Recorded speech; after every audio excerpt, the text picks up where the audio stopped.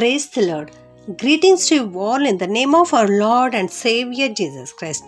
Today's Bible verse, Hebrews chapter 12, verse 17. He could not find any way to change what he had done. ಇಬ್ರಿಯರಿಗೆ ಬರೆದ ಪತ್ರಿಕೆ 12ನೇ ಅಧ್ಯಾಯ 17ನೇ ವಚನ. ನಡೆದದ್ದನ್ನು ಇಲ್ಲದ ಹಾಗೆ ಮಾಡುವುದಕ್ಕೆ ಮಾರ್ಗವಿಲ್ಲದೆ ನಿರಾಕರಿಸಲ್ಪಟ್ಟನು.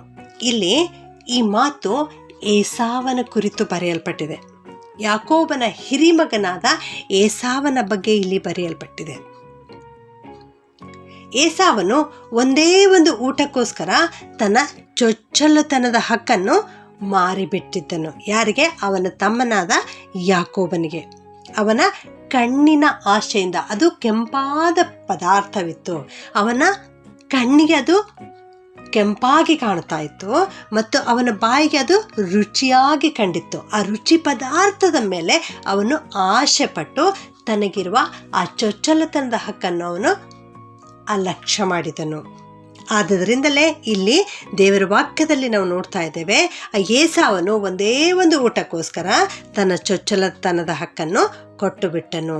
ಆಮೇಲೆ ಅವನು ಮಾನಸಾಂತರ ಹೊಂದಿ ತನ್ನ ತಂದೆಯಿಂದ ಬರುವಂಥ ಆಶೀರ್ವಾದವನ್ನು, ನಾನು ಹಿರಿ ಮಗನಾಗಿದ್ದೇನೆ, ಚೊಚ್ಚಲ ಮಗನಾಗಿದ್ದೇನೆ, ನನ್ನ ತಂದೆಯ ಆಶೀರ್ವಾದ ನನಗೆ ಬಾಧ್ಯವಾಗಿ ದೊರಕಲೇಬೇಕು ಎಂಬುದಾಗಿ ಅವನು ಎಷ್ಟು ಕಣ್ಣೀರು ಸುರಿಸಿ ಬೇಡಿಕೊಂಡರೂ ಕೂಡ ಅಲ್ಲಿ ನಡೆದದ್ದನ್ನು ಇಲ್ಲದ ಹಾಗೆ ಮಾಡುವುದಕ್ಕಾಗಿ ಅಲ್ಲಿ ಯಾವ ಮಾರ್ಗ ಇಲ್ಲದೆ ಅವನು ನಿರಾಕರಿಸಲ್ಪಟ್ಟನು ಎನ್ನೋ ಮಾತನ್ನು ಇಲ್ಲಿ ನಾವು ನೋಡುತ್ತಾ ಇದ್ದೇವೆ ಪ್ರಿಯರೇ.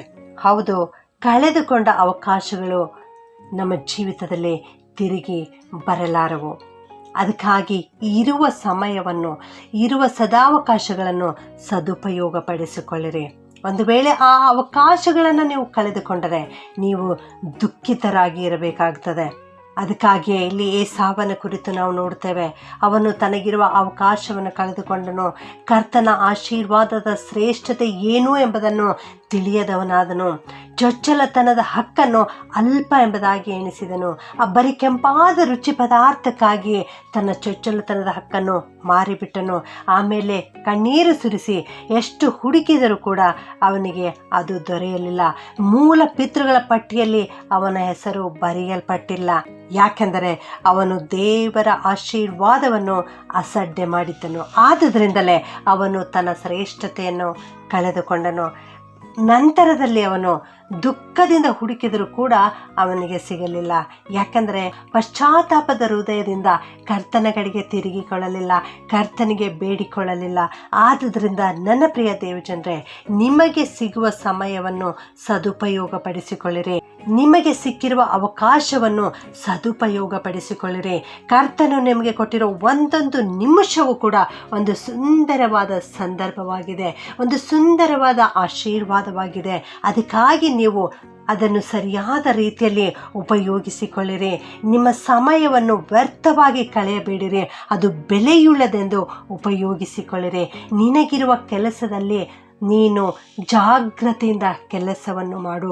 ದೇವರು ನೇಮಿಸಿದ ಕೆಲಸದಲ್ಲಿ ಆಲಸ್ಯಗಾರನು ಶಾಪಗ್ರಸ್ತನೆಂಬುದಾಗಿ ದೇವರ ವಾಕ್ಯ ತಿಳಿಸ್ತದೆ. ಆದುದರಿಂದ ನನ್ನ ಪ್ರಿಯ ದೇವಜನರೇ, ನಿಮಗೆ ಸಿಕ್ಕ ಸಮಯವನ್ನು, ನಿಮಗೆ ಸಿಕ್ಕ ಅವಕಾಶವನ್ನು, ನಿಮಗೆ ದೇವರು ಕೊಟ್ಟಿರ್ತಕ್ಕಂಥ ಆಶೀರ್ವಾದವನ್ನು ಕಳೆದುಕೊಳ್ಳಬೇಡಿರಿ. ಕ್ರಿಸ್ತನ ಕಡೆಗೆ ತಿರುಗಿಕೊಳ್ಳಿರಿ. ಪ್ರಾರ್ಥನೆ ಮಾಡಿಕೊಳ್ಳೋಣ. ಪರಿಶುದ್ಧನಾದ ನಮ್ಮ ಪರಲೋಕದ ತಂದೆಯಾದ ದೇವರೇ, ನಿಮಗೆ ಸ್ತೋತ್ರ ಉಂಟಾಗಲಿ ಸ್ವಾಮಿ. ಇಂದು ನೀವು ಕೊಟ್ಟಿರೋ ವಾಕ್ಯಕ್ಕಾಗಿ ವಂದಿಸ್ತೇವೆ ಸ್ವಾಮಿ.